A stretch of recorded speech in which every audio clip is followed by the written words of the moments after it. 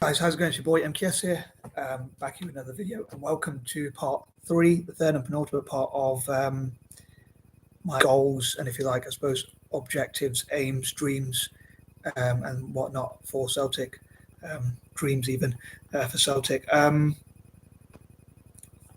yeah, I hope you enjoy it. For parts 1 and 2, I covered ideas, pointers, thoughts, plans, whatever you want to call them, goals, if you like, or even dreams, number 1 to 20. So this is going to be 21 to 30. I know I often explain that, so sorry for anyone who's seen my other videos, just in case any new people might stumble across this mad guy here. But anyway, I hope you enjoy it, and especially Celtic fans out there, and I hope they'll share it with each other all around the world, and also those who are interested in learning about the history of Celtic.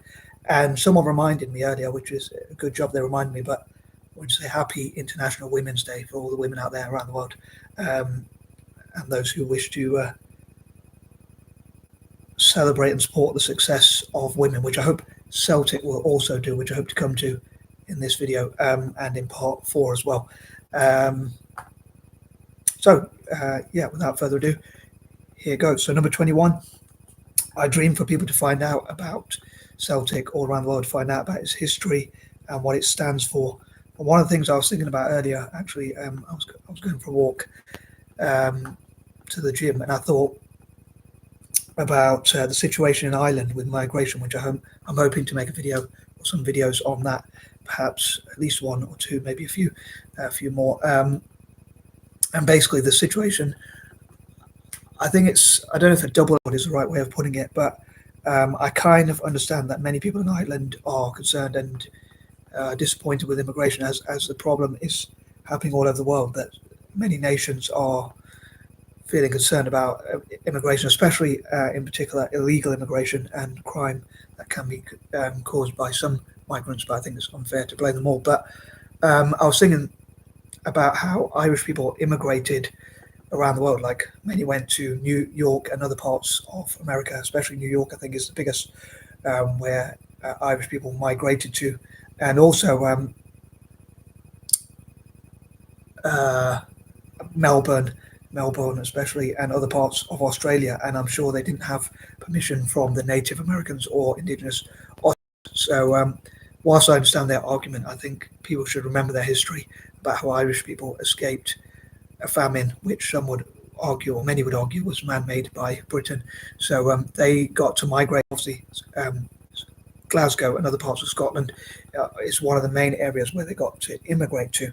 So I hope a lot of Celtic fans will talk about that, and I hope that a lot of Celtic fans will, including from Ireland as well as from Glasgow and all around the world, will talk about how Irish people got to immigrate when they were escaping the famine, and they went to work, and I think they're known for, or were known for, their hard work, and probably still are, and again immigrated to all those places and often suffered discrimination. So I want to see it from both sides of the argument. I disagree with illegal immigration. I know there's only so much space in Ireland, and it's quite a small country, a lot smaller than the UK or even England itself, as far as I'm aware, even though I'm terrible at geography. But I hope Celts, i.e. Celtic fans, will talk about that, as well as Hibs fans also.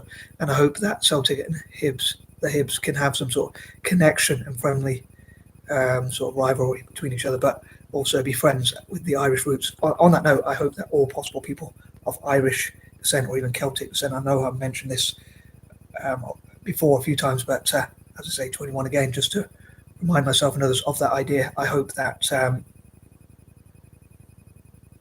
people of Irish or even Celtic descent generally will support Celtic. And again, on the subject of 21 again, I'm glad someone reminded me, as I say, that it's International Women's Day today. Number 22, I hope that the club will look at, and once again, I mentioned this before, but what they can do to improve, change and update into the future, and maybe what the club could stand for as a club and its fan base, and certainly as a club itself. It could distance itself from any hooliganism, criminality or anything like that, crime/criminality. The club itself could talk about how it's against crime, violence, especially domestic violence, for anyone really, especially as it's Women's Day, International Women's Day and things like that, but even just generally being against domestic violence, whether it's against children, against women, or even against men, or against anyone really. I'm talking about being pro-disabled rights and making the world a better place for Glasgow and the rest of Scotland, and even the rest of the UK, and even the rest of the world, especially for developing nations. And once again, what the club can do for empowering women and celebrating success stories about women who have achieved against the odds, especially in developing nations or former colonies or whatnot. Developing nations / former colonies, or let's say developing nations to keep it simple. But I would also love for them to support people from former colonies as well, personally. But yeah, these are sort of goals I have for Celtic, I'll say, just to remind myself. Number 23, I dream that the club will get as much investment and sponsorship and general money as they can get legally within the rules. Again, I know it's something I mentioned quite a lot, but within the rules of FIFA, UEFA, and international laws, any money they can get. And I think it'd be cool if the club looked into all possible ways they could fundraise to buy the best possible players, develop the academies, do whatever it is that benefits a football club on the pitch, which hopefully will help to win the trophies, which I talked about in part 1 especially, and possibly part 2 as well, and also help them do the good work off the pitch.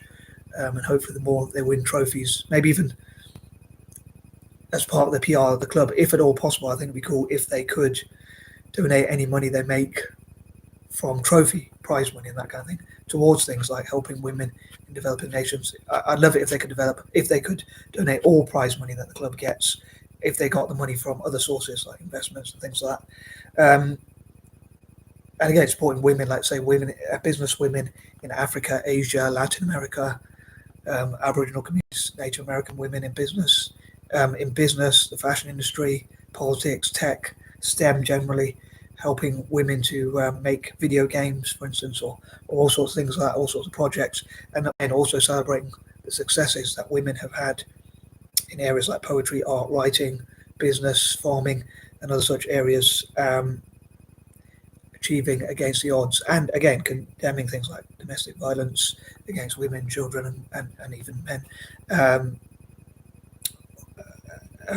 that kind of thing. So maybe even condemning violence generally. And I know historically the club has had a link, unfortunately, with the IRA, and even some of the fans might support such violence and things like that today, which I disagree with personally.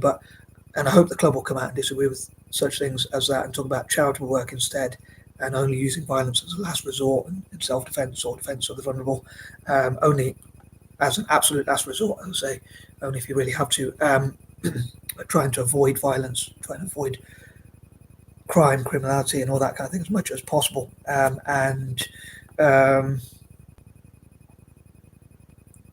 Obviously, you can't stop all fans. So some of the fans might be involved in hooliganism or even crime, or other forms of crime or whatever. I suppose hooliganism is a form of crime, but even more worse crimes than that. But I think as a club, it'd be cool if they distance themselves from that, and instead of fundraising for things like the IRA or whatever, instead maybe in the future it could be like peace through football, and instead working again with FIFA and UEFA, they could do all sorts of projects, which would be.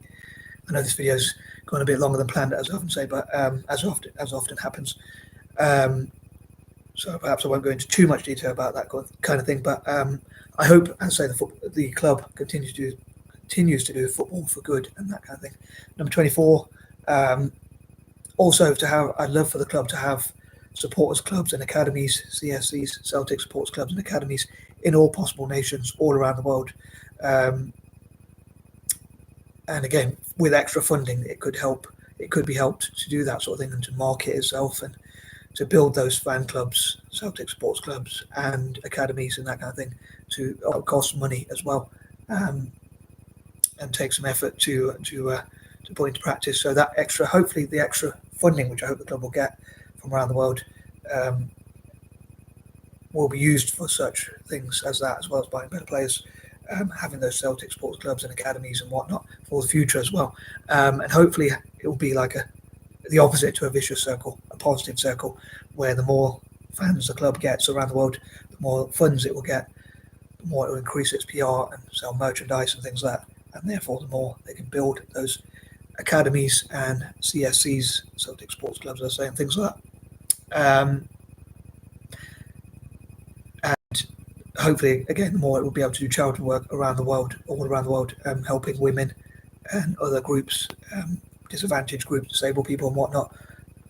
I'd say I'm mainly focused on women because it's International Women's Day, as I say. And also I hope the club will get as much investment, as I said in point number 23, sorry, and even in parts 1 and 2, I mentioned about how I'd love for the club to get as much investment and sponsorship and just general money and funding and funds and whatnot as possible. And I'd love for those sources to come from all around the world.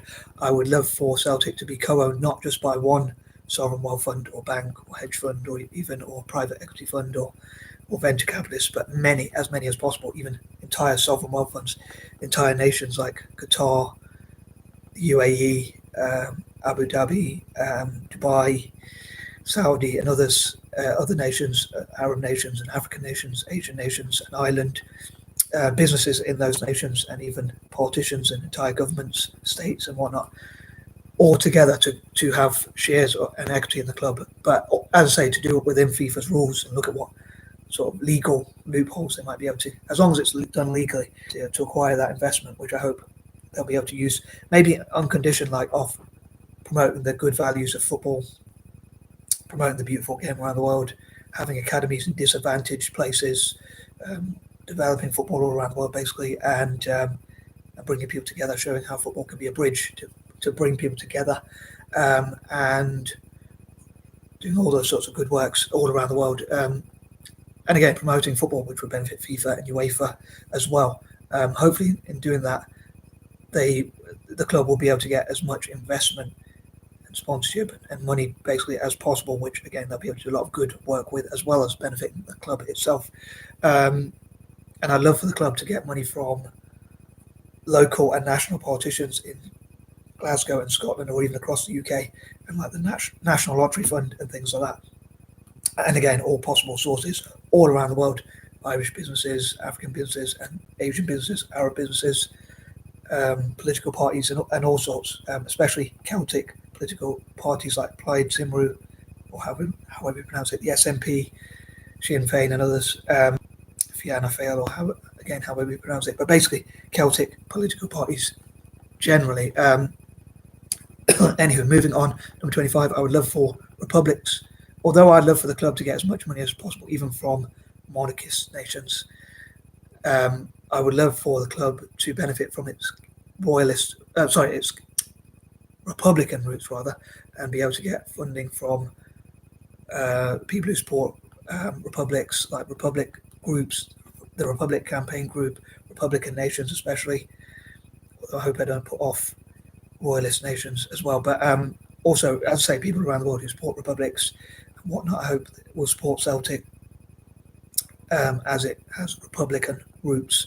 Number 26, I was going to say, actually I forgot to say, a victory for Celtic, a win or victory for Celtic, a win/victory for Celtic is a win/victory for republics and also for anti-imperialism. And I would love for Celtic to get reparations for what happened to the Irish community during the potato famine, and also for the discrimination they suffered in Glasgow and across Scotland, or even the UK, or even around the world.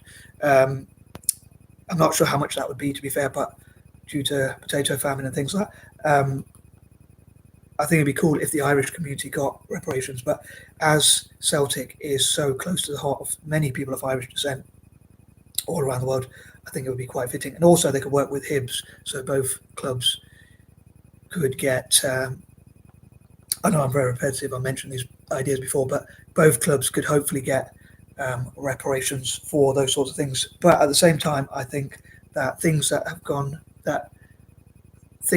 happened in the club's history, like the unfortunate scandal of like an abuse scandal that happened in the club, which again I mentioned quite a few times, but I think they should pay for any damages caused from that sort of thing, because I think it would only be fair.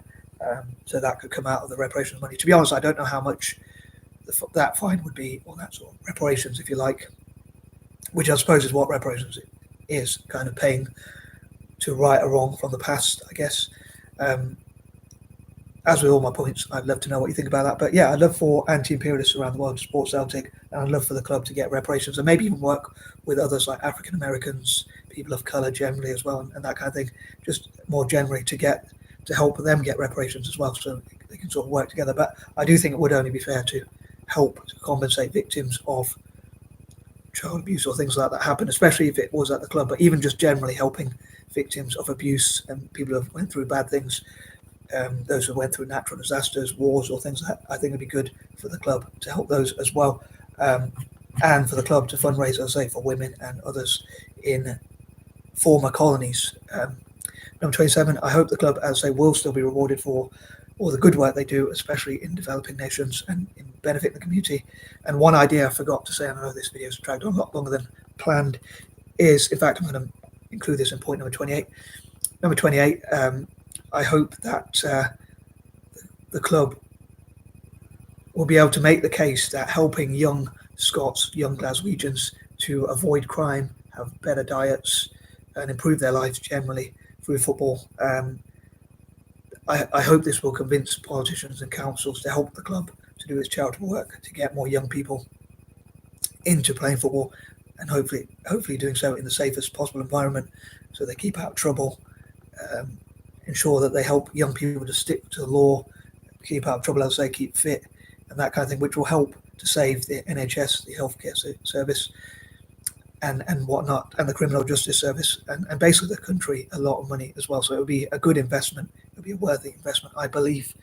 And number 29, I'd love to encourage my fellow neurodiverse people and mixed race people and others with things in common with me to show what we can do to benefit Celtic.